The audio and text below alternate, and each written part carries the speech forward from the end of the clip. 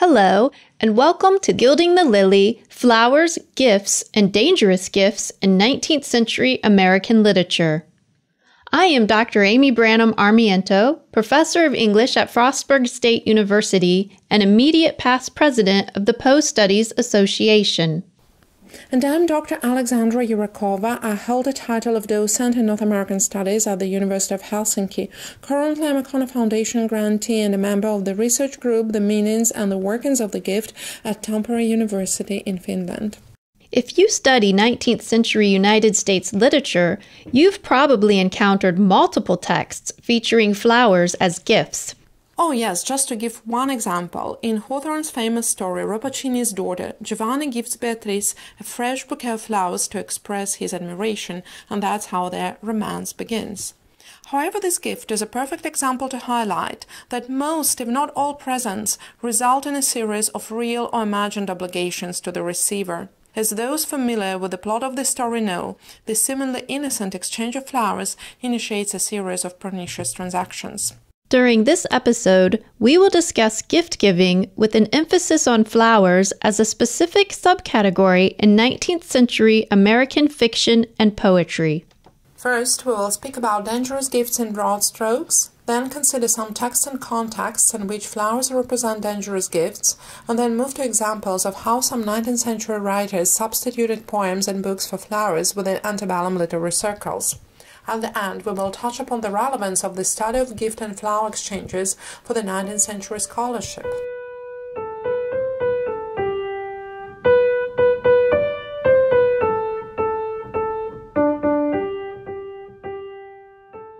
Let's begin by turning to Alexandra's research. When I think of gifts, I associate them with happy occasions and generous spirits. However, the title of your new book, Dangerous Giving in 19th Century American Literature, reminds us that some gifts are bestowed with strings attached. Could you talk about the concept of dangerous giving? Well, not all 19th century authors would have agreed with you about happy occasions and generous spirits. I begin the introduction to my book with a quote from Emerson's journal where he says that even the remembrance of given or receiving gifts is like a scorpion. In his essay entitled Gifts, published in 1844, he sees gift-giving as a form of violence that threatens self-reliance that he so much valued, and that presents dangers not only to the recipient, but also reversely to the giver. The hand that feeds us is in danger of being bitten, he writes. However, in the very same essay, he also advises his readers what is best to give for Christmas and New Year, and calls flowers and fruit fit presents. Sweet hints of nature, flowers become fairy tokens when received from people we love. Thinking of gift as if it were a scorpion, or calling it a fairy token instead, obviously clash. It is precisely this ambivalence at the heart of 19th century American culture that my study of dangerous giving seeks to explore. The ambivalence relates to the nation's troubled race and gender policies, as well to its ideals of enterprise, independence, and self-reliance rooted in the Calvinist heritage and colonial past. It also relates to the expansion of the marketplace and the rise of commodity culture in the 19th century, which paradoxically intensified domestic gift-giving, as historians of culture, for example James Peyre or Allan, observe. The familiar idea of disinterested, pleasing, and wholesome gift got crystallized as it was promoted, popularized, and commodified within the highly influential sentimental tradition. My book centers on the sentimental literary canon and is filled with sentimental paraphernalia, bracelets, lockets, books, albums, gift books, locks of hair, and of course flowers. Yet it also explores a complex, double-edged response to sentimental gift-giving, a response that takes forms of dangerous gifts. Gifts that indebt and enslave, gifts that manipulate, gifts that go awry or become a burden, gifts that harm, poison, and kill, either in the literal sense or figuratively, and also gifts that disrupt and destabilize repressive conformist norms and conventions.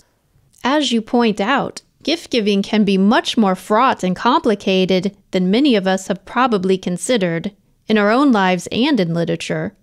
How did you become interested in this subject? My interest was triggered years ago by my findings in a small special collection at the University of Virginia, where I was a Fulbright visiting scholar. I was studying the first publications and reprints of Poe's stories and poems in periodicals. Among those periodicals were gift books, lavish collections of poetry and prose intended to be sold and given away for Christmas and New Year, that routinely used product placement techniques, pretty much as do contemporary movies and series. I remember reading Poe's The Purloined Letter, his famous detective story about theft, manipulation, and revenge, in a gift book entitled The Gift, a Christmas and New Year Present. And I wondered how the antebellum reader would have perceived this story if read between the covers of the elegant volume with gilt-edged pages that she must have received as a Christmas present from her relative or admirer. I came to realize that The Purloined Letter, a story that has nothing to do with gifts at first sight, is nonetheless entangled with the gift book's material framework and its gift-related content in a number of fascinating ways. This interest resulted in the article I published in the journal 19th-Century Literature. Some parts of it I have revised and included in this book as well. Time passed, I continued my research of gift books, and then I thought, why not study gifts as a subject in its own right, at the crossroads of literary studies and anthropology? I was surprised how scarce was scholarship on the subject. I found a number of fascinating insights into specific aspects of gift-giving in the studies by Lone Jackson, Meredith McGill, Sandra Tomk, and Mary Louise Keat, but only one monograph on the subject, From Gift to Commodity, Capitalism and Sacrifice in 19th-Century American Fiction by Hildegard Hoeller. Hoeller's is an informative and well-structured book, but as I was dipping into the subject, I realized that the gift she is describing, the gift that is intrinsically good, disinterested, and self-sacrificial, represents only one side of the story. The more I was reading, the more examples of dangerous gifts, either real or imagined, tangible or intangible, I encountered. I reread Stowe's Uncle Tom's Cabin and came across a disturbingly racist metaphor of the black spider that was attributed to a human gift in the literal sense, an enslaved girl Topsy, who is given away from St. Clair to Miss Ophelia, and whom Miss Ophelia finds an unwelcome and repellent present. I skimmed through Mark Twain's late fiction and discovered that he was obsessed with an idea to find a perfect, ideal gift, a gift with no strings attached. And he finds it in death, because death simultaneously relieves the recipient from an obligation to reciprocate. I can speak about this forever, but I think we better move to the gifts of flowers.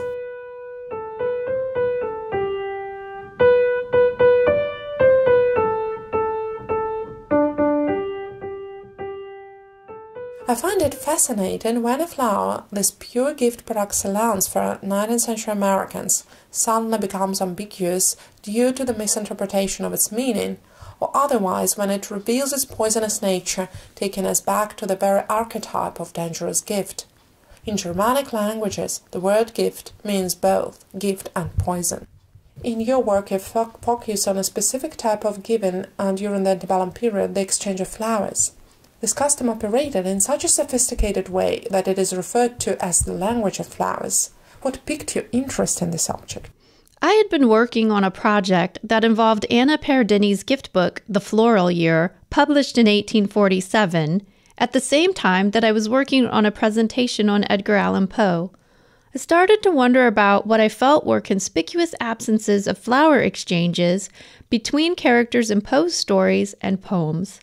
In fact, despite many Poe plot lines that involve courtship, I could locate only one reference involving a flower exchange.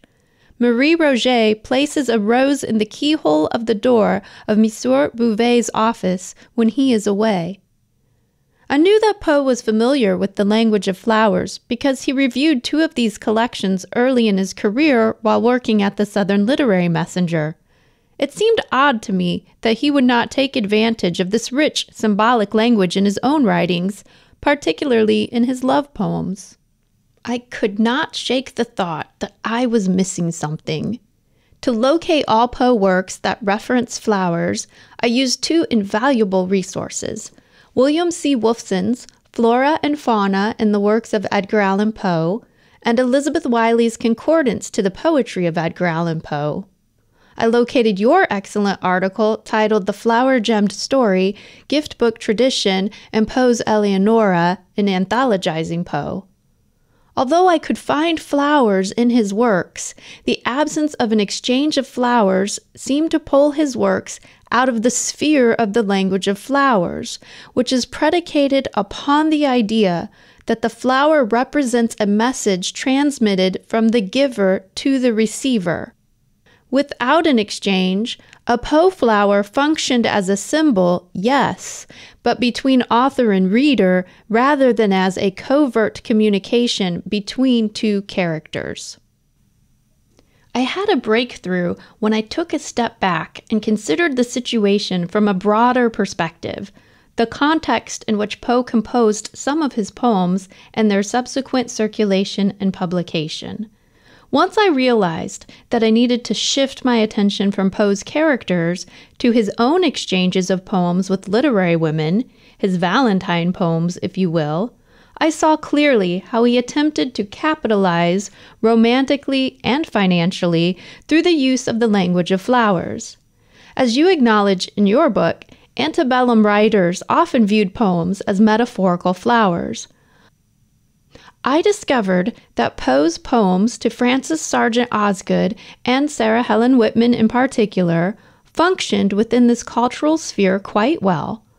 What I mean is that I could ascertain additional meanings to the inclusion of references to actual flowers in the poems, even though the context for these references did not include an exchange in the poem.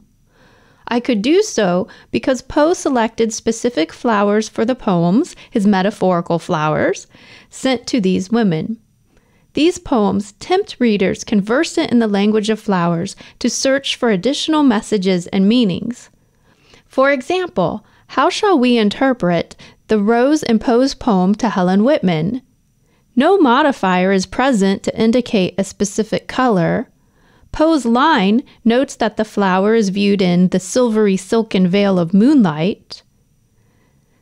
Therefore, we could assume that this rose is pale or white in color, and that it would symbolize innocence or virginity. If we imagine that Poe gives this type of rose to Whitman via his poem, the exchange conveys a lovely thought. It allows the two to think of themselves as experiencing love for the first time, transforming the 45-year-old widow into a virgin and the 39-year-old speaker into her youthful admirer.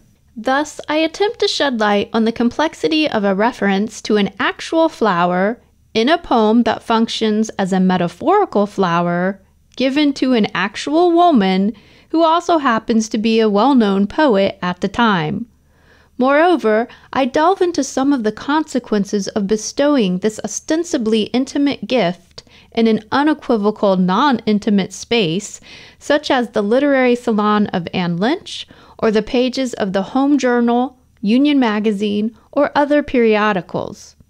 On the one hand, the romantic intrigue could boost readership, while on the other hand, the suggestive content and indiscreet nature of the exchange could pose a risk to one's reputation, especially if you are a woman. For example, Osgood's exchanges with Poe caused such great concern among her friends that Poe was confronted by them. They insisted that he return her letters. Many feared that her literary courtship with Poe had gone too far. Osgood felt compelled to defend herself. She stressed that the two met only during the first year of their acquaintance, and merely a few times following that initial meeting on February 28, 1845.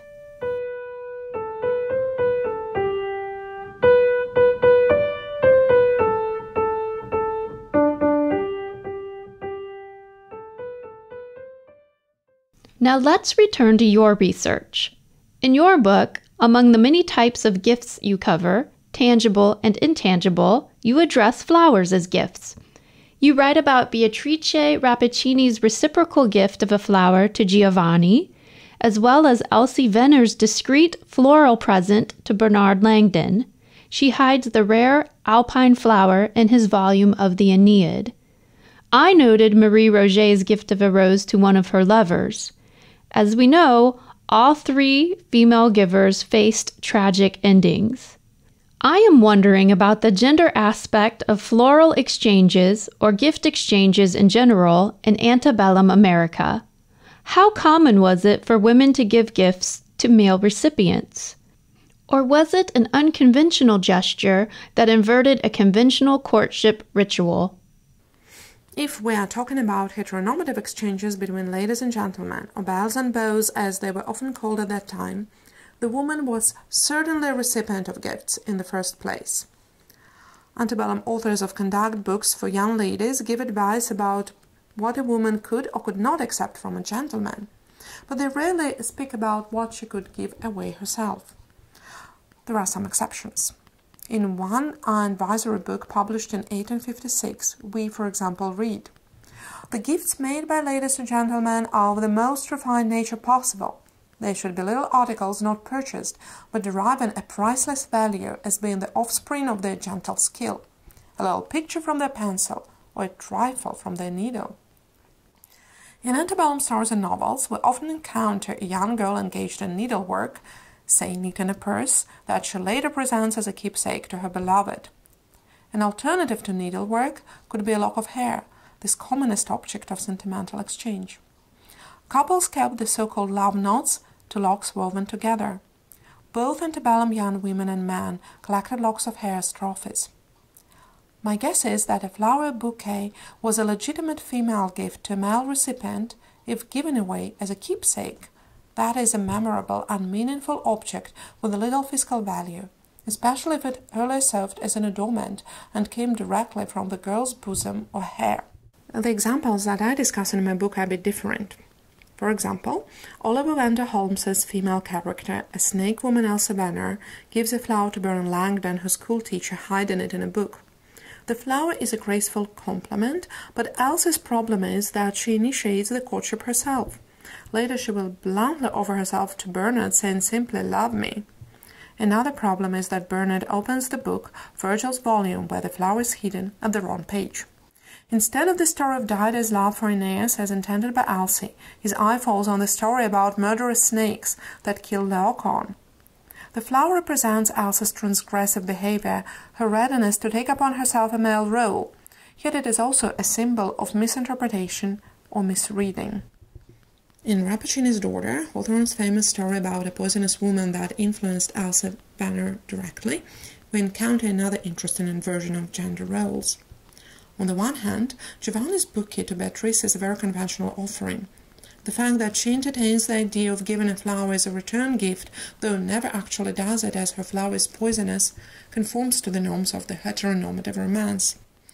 On the other hand, as David Craven observes, Giovanni, who is installed in a high and gloomy chamber that overlooks the garden, occupies the structural position of the maiden in the fairy tale. I would also add that he throws the bouquet to Beatrice down from the window, just as a dame in medieval Italy would. The nuances of gift exchangers in 19th-century literary texts are important as they can reaffirm but also unsettle gender hierarchies, as these examples vividly show.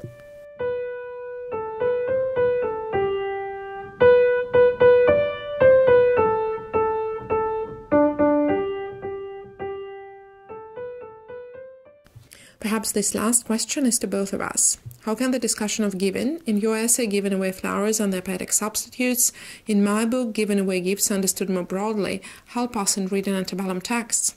How does this information, as well as the research focus, potentially change our readings? For my part, understanding how the language of flowers operates adds a metatextual level to specific poems written by Poe, and by extension, the women's poems that were part of the exchanges. In Whitman's case specifically, she initiates the poetic exchanges with Poe, and when we consider the gender expectations of the time, her decision to do so places her at a much greater risk, at least personally, than Poe. Even in the case of Osgood, who does not send the first poem, she chooses to participate in the exchange, and her mere participation in what she views as a harmless exchange does not leave her untarnished in the eyes of some who believe there is more going on than a platonic admiration. I also believe that we can search for references to actual flowers in these metaphorical flowers, by which I mean the poems, between writers, to make a case that the flowers referenced in their poems are in a sense selected for the recipients and may contain covert messages from the writer to the subject that can be translated through the conventions of the language of flowers. However, I should note here, as I do in my research, that this language can be slippery and easily misunderstood, which Beverly Seton elucidates in her book, The Language of Flowers, A History. Yet, I would argue that the contextualization of a flower within a poem stabilizes the symbolic meaning of that flower in a way that an actual flower in a bouquet is not. In essence, my interpretations of Poe's poems indicate this stance. In the end, I believe that these extra layers of meaning, symbolic and meta-narrative, contribute to a richer understanding of the codes used to express one's feelings. In the case of Poe, I argue that he encodes more sensual turns in his language than seem to be present without factoring in these additional contexts. I also note that these euphemisms would have been recognized by readers of the day and contribute to the risk that women writers faced when choosing to take part. When I completed this research, I did not have access to your book. Now that I have read your scholarship, I am thinking more about the intersections of gift economies with the literary marketplace on both textual and metatextual levels. I want to thank you for opening up these additional possibilities to me. Thank you, Emmy. I can say the same about your essay that explores the flower language and the gift exchange in ways that I have overlooked in my book. I love your observation that Poe's characters do not commonly exchange flowers, and therefore we must look on a meta-literary level to draw connections between reading flowers and giving and receiving gifts. Answering your question, I would say that I see the study of gifts and giving as a counter-history of 19th century American literature of a kind. At least this is how I would like to see my own book. Such study allows us to reread canonical texts through the prism of gift exchange and explore their anthropological and social dimension. I must say I was surprised how anthropologically informed some of the 19th century literary texts are, how much they are embedded in the print and material culture history of their time. Though gifts can be both tangible, as Christmas presents, for example, or intangible, say liberty conceived of as a gift by 19th century abolitionists, a study of the gift is inevitably entangled with the materiality or thingness of things. Flowers must be cut, picked or plucked to become presents, writes Gary Shapiro. They can be present only in their enforced transience. This is certainly true, and this is a beautiful thought, but they can also last if, for example, kept between the pages of the book. Flowers can become accessories and artifacts when they are used as hair or dress decorations. Both traditions seem to have been forgotten today. Exchanged as gifts, flowers functioned as both things and signs, and so did gift books, which often carried floral titles: Violet, Forget-Me-Not, Lily of the Valley, Magnolia, to name just a few. As your research demonstrates, the relation between the material and the symbolic, between the conventional and the actual meaning of flower and gift exchangers, is neither obvious nor straightforward. The subtle deviations that you explore offer us insights into the exciting and intricate stories of human relations behind poems or tales that we read.